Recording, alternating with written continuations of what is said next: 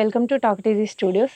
ఈరోజు మనం కరీంనగర్ డిస్టిక్ తిమ్మాపూర్ మండలం మొగలిపాలెం అనే గ్రామానికి వచ్చాము. ఇక్కడ శంకరయ్య గారు నడిపిస్తున్న సవిత గోశాల గురించి తెలుసుకోవడానికి వచ్చాము. నమస్కారం తాతగారు, మీరు ఈ గోశాలను ఎప్పుడు స్టార్ట్ చేశారు? 2006లో స్థాపించాము. ఈ గోశాలకు మీకు భూమి ఎక్కడి నుంచి లభించింది? కృష్ణారెడ్డి అనేటైనే మొగిలిపాలెం కృష్ణారెడ్డి అనే 12.5 ఎకరాలు గోవుల గురించి సవిత గోశాల పేరు మీద ఇచ్చేసింది. ఇక్కడ ఎన్ని గోవులు ఉన్నాయి ప్రస్తుతం? ప్రస్తుతం ఒక్క గోవుతో స్టార్ట్ చేసినాం. ప్రస్తుతం ఎన్ని ఉన్నాయి? ఇప్పుడు 100 గోవుల దాకా ఉన్నాయి. ఈ గోశాల మీరు ఎందుకు స్థాపించాలనుకున్నారు?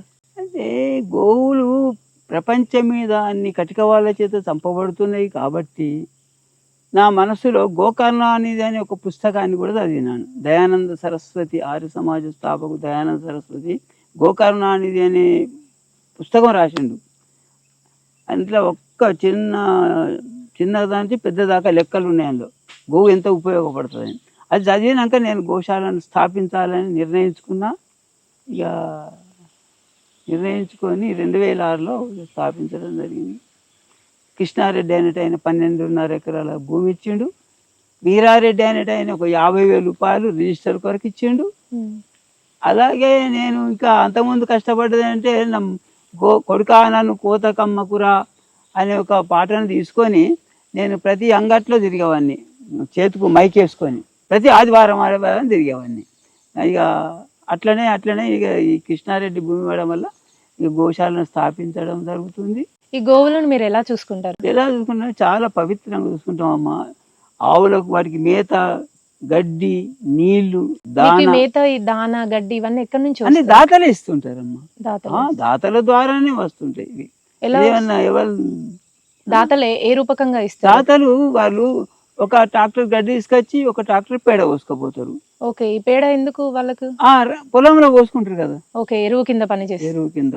మళ్ళీ దాతల ద్వారా కొన్ని మాకు డబ్బులు కూడా వస్తాయి. మాకు ఒక్కొక్క కరీంనగర్లో సిటీలో దుకాణాలలో డబ్బాలు పెట్టినాం. ఓకే, గోదాన పేటికని. మరి డబ్బులు వీళ్ళందరూ ఇస్తుంటే మిమ్మల్ని ఎవరిని క్వశ్చన్ చేయలేదా? మరి ఖర్చుకు సరిపోతలేవు వీడికి. సరిపోకపోవడం వల్ల ఏదో ఆడికైనా కానీ ఈశ్వరుని దయ వల్ల వీడికి మాత్రం మాకు ఖర్చు జమ సమానంగానే ఉన్నది.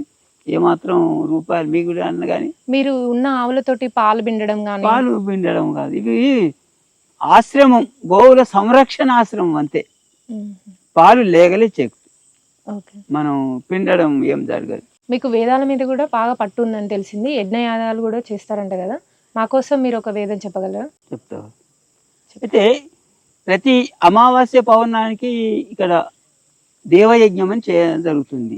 దేవయజ్ఞం అంటే ప్రతి సంవత్సరం కూడా మంచి వర్షాలు పడాలి, రైతులు మంచిగా పంటలు పండించాలి, సుఖంగా ఉండాలి. ఓం షన్నో మిత్ర శంవరుణ షన్నో భవద్వర్యమా షన్న ఇంద్రో బృహస్పతి షన్నో విష్ణురుక్రమః నమో బ్రహ్మణే నమస్తే వాయో త్వమేవ ప్రత్యక్షం బ్రహ్మాసి త్వమేవ ప్రత్యక్షం బ్రహ్మ వదిష్యామి ఋతం వదిష్యామి సత్యం వదిష్యామి తన్మావతు తద్భక్తారం అవతు మాం అవతు భక్తారం.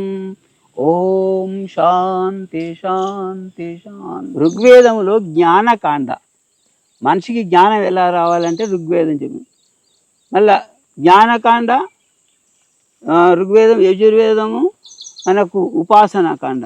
జ్ఞానకాండ, కర్మకాండ, ఉపాసనాకాండ అని 3 జ్ఞానాలు ఉంటాయి. మనిషికి ఉపయోగపడేటి అన్నీ ఈ 4 వేదాలలో సంక్షిప్తమై ఉన్నవి.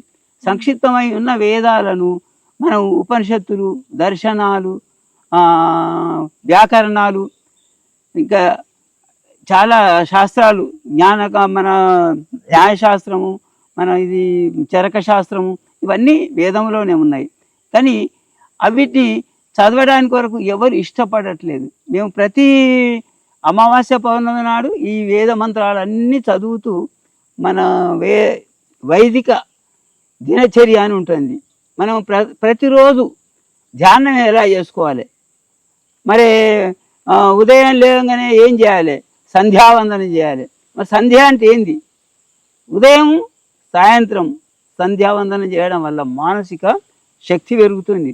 అందుకొరకే ఆ శక్తి కావాలంటే నన్ను చూసి కూడా ప్రజలు నేర్చుకోవచ్చు. నేను నా వయసు 76 సంవత్సరాలు, నాకు ఇప్పటికి కూడా ఉల్లాసంగానే ఉన్నది, కానీ ఏమాత్రం ఇబ్బందిగా లేదు. నేను అంటే నా ఉద్దేశంలో నేను ఏమైనా ఆలోచిస్తానంటే, నేను రామాయణం చదువుకున్నప్పుడు రామాయణంలో సీతను తీసుకొని వచ్చిన రాముడు ఏకదం రాణిని తయారు చేస్తానని అరణ్యవాసం తీసుకెళ్ళిపోయిండు. అరణ్యవాసం తీసుకపోతే ఆమె ఎప్పుడు రందిపల్లె. అలాగే నేను రాముని వారసుని కాబట్టి నాకు అరణ్యవాసం అంటేనే నాకు ఇది చాలా సంతోషంగా అనిపిస్తుంది. ఆవులతో యుక్తంగా నా దగ్గర ఒక 100 ఆవులు ఉన్నవి. ఆ 100 ఆవులతోనే సంతృప్తిగా నేను కాలాన్ని గడుపుతూనే ఉంటాను. నాకు ఇంత ఆరోగ్యాన్ని ఇచ్చిన గోమాతకు మీకు కూడా ధన్యవాదాలు. మీరు గోశాలనే కాకుండా గ్రంథాలయం కూడా స్థాపించారు కదా? విశ్వకర్మ గ్రంథాలయం అని దాదాపు ఒక 8 మాసాలైంది స్థాపించి. విశ్వకర్మ గ్రంథాలయం అంటే ఈ పుస్తకాలన్నీ ప్రజల దగ్గర అనుకూలంగా లేవు. వేదాలు అంటున్నాం, ఉపనిషత్తులు అంటున్నాం, దర్శనాలు అంటున్నాం, న్యాయశాస్త్రం ఇవన్నీ అంటున్నాం, కానీ మన ధర్మశాస్త్రం, చరక శాస్త్రం ఇవన్నీ అంటున్నాం, కానీ మన దగ్గర పుస్తకాలు లేవు. కాబట్టి ఇక్కడ ఒక గ్రంథాలయం పెడితే శాశ్వతంగా ఉండిపోతుంది. ఇలా తెలివి కళ్ళ వాళ్ళందరూ వచ్చి చదువుకొని ఇక్కడ పెట్టిపోతే వాళ్ళకు ఒక జ్ఞాపక శక్తిగా ఉంటుందని నేను ఇలా గ్రంథాలయం కూడా స్థాపించడం జరిగింది. ఇలా మన వేదాలు ఉన్నాయి, ఇక్కడ ఉపనిషత్తులు, మన ధర్మశాస్త్రం. అయితే ఎవరైనా వస్తున్నారా? వస్తున్నారు, కొంతమంది వస్తున్నారు. కరీంనగర్ నుంచి వస్తారు, ఊళ్ళ నుంచి టీచర్లు వస్తుంటారు. ఎక్కువ శాతం ఎక్కువ టీచర్లకి వాళ్ళకు మన ధర్మశాస్త్రంలో వాళ్ళకు ప్రశ్న జవాబు రూపకంగా ఉంటుంది, వాళ్ళకు దొరుకుతాయి. కాబట్టి ఎక్కువ టీచర్లే ఇక్కడ ఉపయోగించుకుంటాను. ఈ పుస్తకాలన్నీ ఎక్కడి నుంచి తెప్పించుకొచ్చి? నేను హైదరాబాద్ నుంచి కొన్ని పుస్తకాలు ఢిల్లీ నుంచి కూడా తెప్పిస్తున్నా. హిందీలో, ఇంగ్లీష్లో, తెలుగులో అన్ని భాషల్లో కూడా తెప్పించి పెట్టేస్తాను. మొత్తం ఎన్ని పుస్తకాలు ఉన్నాయి మీ దగ్గర ఇప్పుడు? దాదాపు ఒక 1000 పుస్తకాల దాకా ఉంటుంది. 1000 పుస్తకాల దాకా ఉన్నాయి. చాలా రకాలు. గోకరుణానిధి అనే పుస్తకం గోవుల గురించి, సంరక్షణ గురించి ఏదైతున్నదో నేను చదివిన పుస్తకం గోకరుణానిధి. ఆ గోకరుణానిధి నుంచి ఎన్నో అనుభవాలు నేను నేర్చుకున్నా. ప్రజలకు కూడా తెలియడానికి కొరకు నేను ఇలా పెట్టడం జరిగింది. దీన్ని ప్రజలు ఉపయోగించుకుంటే చాలా సంతోషంగా భావిస్తానని ఆశ. ఇప్పుడు ఈ గోవులను ఎంతమంది చూసుకుంటారు? దాదాపు ఒక 3 ఉన్నాము. ఇప్పటికి పని చేసేటోళ్ళు ఉన్నారు, ఇంకా వేరే వేరే పనులు చేసేటోళ్ళు కూడా ఇంకా కొంతమంది ఉన్నారు. చాలామంది దాతల ద్వారా చాలా మంచిగా సంతోషంగా నడుస్తుంది. ఎలాంటి చీకు చింత లేదు. ఎవరిని కూడా ఇక్కడ ఇబ్బంది పెట్టే కుక్కలు కూడా ఉంటాయి, కోతులు కూడా ఉంటాయి, వాటికి కూడా ఆహారం పెట్టేస్తుంటాం. ఇప్పుడు దాతలు వచ్చి ఒక రోజు గో సేవ చేసుకోవచ్చు? చేసుకోవచ్చు, ఇక్కడ చేసుకోవచ్చు. చాలా మంది అట్లా వస్తుంటారు.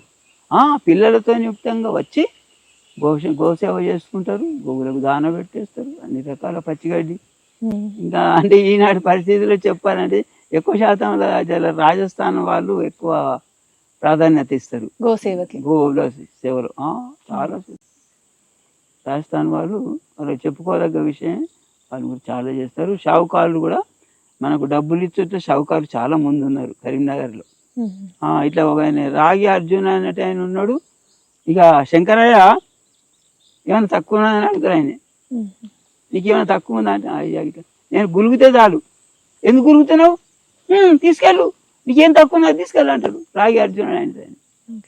అంత మంచి పుణ్యాత్మ దొరికింది నాకు, చాలా మంచి పుణ్యాత్మ. అది ఈశ్వరుడు. నేనేం చెప్తున్నానే, ఇప్పటి నేను చెప్పుకునేది ఏంటంటే ఇది నేను చేస్తున్నట్టుగా భావన నాకు లేదు. ఈశ్వరుడు నా చేత చేయిస్తున్నాడు. అంటే నేను అక్కడికి వస్తా అనే ఉద్దేశం, నువ్వు వెనకత్తవురా అనే ఉద్దేశంలో ఈశ్వరుడు నా చేత చేయిస్తుంది అంతే. ఎక్కడెక్కడి నుంచి ఇక్కడికి దాతలు ఇచ్చారు? ఇక్కడ నుంచి అంటే వరంగల్ నుంచి వచ్చినాయి, సిద్దిపేట నుంచి వచ్చినాయి, వేములవాడ నుంచి, సిరిసిల్ల. అంటే రైతులు అక్కడి నుంచి తీసుకొస్తారు అన్నట్టు. గోశాల ఎక్కడ సంరక్షణ మంచిగా జరుగుతుంది అని చెప్పి వాళ్ళ ఉద్దేశంలో ఇక్కడ తీసుకొచ్చి కొట్టిపోతుంటారు. పల్లెటూరు, మన ఏటూరు నాగారం, ఇక్కడ గంగాధర, ఇటు చాలా దూరం నుంచి. గోవులను మీరు లేని వాళ్ళకి ఇచ్చారన్నారు కదా, దాని గురించి కొంచెం చెప్పండి. లేని వాళ్ళకంటే ఈ కరెంట్ షార్ట్ కొట్టిన వాళ్ళకు మేము పేపర్లో చూసి వాళ్ళకు ఫోన్ చేసి, అరే ఎందుకు బాధపడుతున్నారు తీసుకెళ్ళండి అని, ₹1 కూడా తీసుకోకుండానే ఈ కరెంట్ షార్ట్ కొట్టిన, ఇంకా ఇదే మన వర్షాలు వచ్చి కొట్టుకపోయిన ఎడ్లు మనకు ఫోటోలు కూడా మా దగ్గర ఫోటోలు కూడా ఉన్నాయి. అవి ఆ ఫోటోలను చూసి రైతులు ఉచితంగానే ఇచ్చేస్తుంటాం. ఏమైనా చెప్పాలనుకుంటున్నారా తాత మీరు? అయితే సిటీలో కొన్ని కాళ్ళు యాక్సిడెంట్ అయిన పశువులు ఉంటాయి, ఎక్కడెక్కడ తప్పిపోయిన పశువులు ఉంటాయి. వాళ్ళందరూ కూడా తీసుకొచ్చి మా గోశాలలో వదిలిపెడితే మేము వాటిని సంరక్షించడానికి కొరకు కూడా సిద్ధంగా ఉన్నాం. వాళ్ళు కూడా అలా తీసుకొస్తే చాలా సంతోషిస్తామని ఆశిస్తున్నాం. థ్యాంక్ యూ తాతగారు. నమస్తే.